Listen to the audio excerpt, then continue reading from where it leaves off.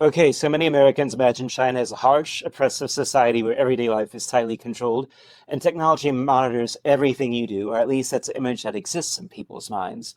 And I was actually living in China from 2018 to 2022, and I was teaching history at International High School, and I lived in Wuxi, a medium-sized city by Chinese standards, but of about 8 million people, and this was ordinary daily life, not tourism. But China, though, felt surprisingly normal in many ways, but also very different from Western countries. And both things can be true at the same time. And the gap between expectation versus reality is what this video is about.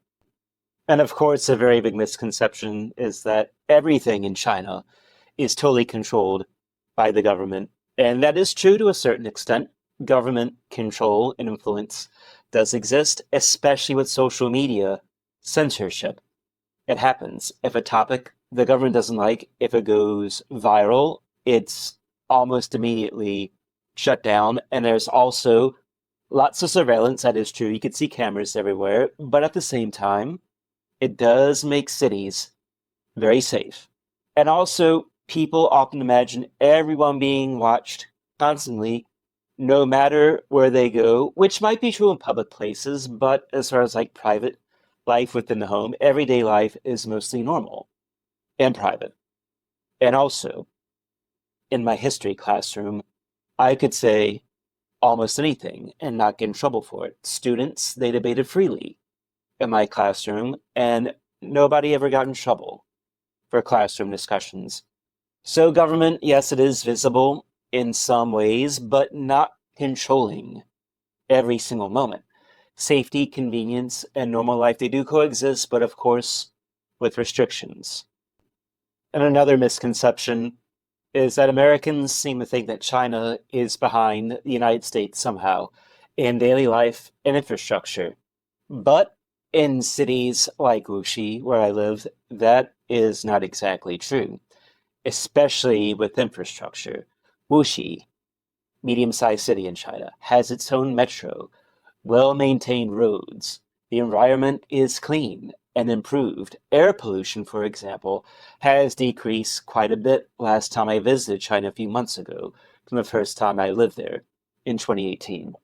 And everyday life in general in Wuxi in China is convenient and efficient, especially in the middle class neighborhoods.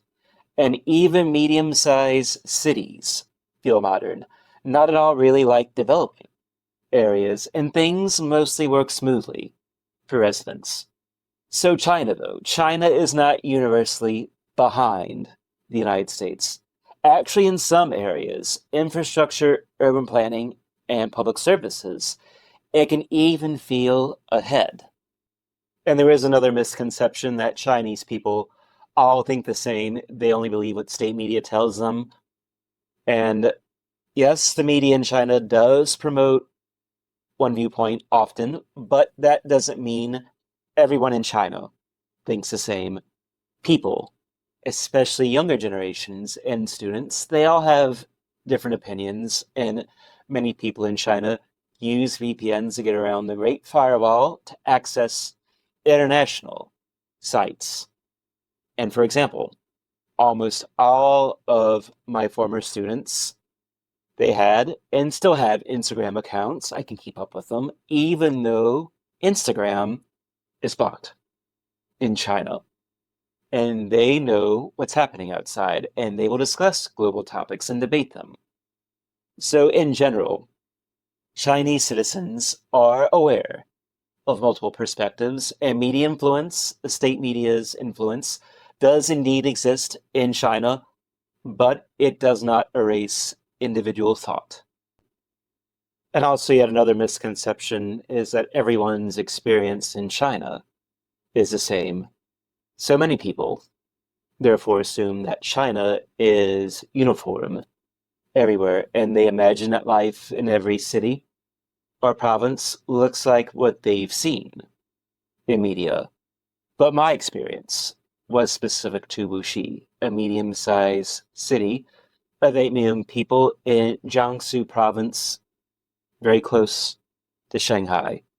Daily life, streets, neighborhoods, and community culture were shaped by that city size and its location. But also, life in tier one cities or rural areas can feel very different. So in Wuxi, for example, people often walk to places. Public transportation was convenient, and the neighborhoods felt lively. People were outside meeting with each other. So I can compare that to suburban and rural areas in the United States. There are fewer people in general out, a lot less walking, and a lot more car dependence. Also, some viewers may have lived or studied in other Chinese cities, so of course their impressions will vary from mine. So my insights are from my context, not a universal rule. So different regions, ages, or backgrounds in China can lead to very different experiences. So I would encourage all of you to consider multiple perspectives while watching my channel. And there is one more misconception that people might have, that China is somehow quiet or subdued. But reality, though, at least the cities, they are pretty much opposite. Far from silent. So, very loud, I can say. So, for example, there are construction projects everywhere. We got cranes, we got scaffolding, new buildings constantly going up throughout the city. So, also car honking is widespread. Traffic is loud and lively. Also, you have elderly people in parks. They're doing their morning Tai Chi. Also, they're dancing and they crank up the music. It is loud. Also, you just add people outside again, socializing in general outside. They have loud conversations. They're laughing, loud voices. They fill the streets, the squares, and the markets. So combine all the street noise, the music, and activity. It creates a very vibrant and bustling soundscape here. So the noise actually is one of my main annoyances, but it is very much a part of everyday life in a Chinese city. And yes, China is very energetic, communal, and noisy. It is a complete opposite of quiet. So the city is alive in many ways Americans may not expect, and it just gives off just a different kind of atmosphere. So anyway, what I'm trying to say here is that China is not an extremely harsh, oppressive society dominating every moment of life. Most of the time during ordinary periods outside of extraordinary situations like COVID-19, of course, life is normal, communal, and lively. So technology and government controls and restrictions certainly exist, but they don't control every aspect of everyday life in China. And living in Wuxi gave me a first-hand look at how daily life works in China. In China, cities are lively, streets are social, infrastructure very modern, and people have diverse opinions on almost everything. So, have you lived in China or visited a different city? Maybe you're a Chinese citizen watching this video. Is your experience in China different from mine? So I would love to know. So just let me know in the comments what your time in China was or what it's like right now. I would love to know. And if everybody shares their perspectives on China, everybody will understand more about China. So thanks everybody for watching this video. Don't forget to subscribe my channel.